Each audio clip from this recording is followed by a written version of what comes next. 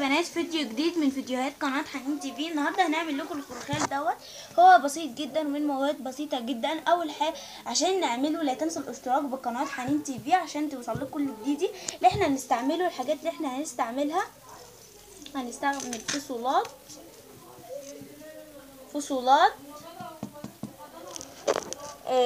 اللي هي الحاجات ديت معرفش اسمها ايه بصراحة. ديت ده هي الحاجات دي. هنستخدم الدبابيس اللينة،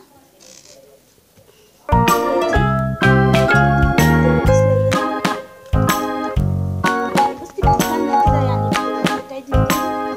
خرز صغير،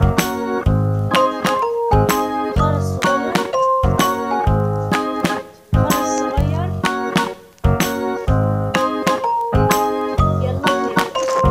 اول حاجه هنعملها عشان نعمل الخال البسيط دوت، انا عملت ده اللون ذهبي كان مع الحاجات دي فمش حلو كويس، يعني مش كان حلو قوي. رحت انا قلت حبيت اعمله من الايه، من ده. هنعمل ادي معانا خرزه، معايا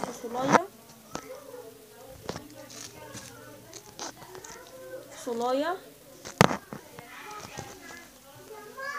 دخلت خرزايه كده، فصولايه كده 2 في اول حاجه.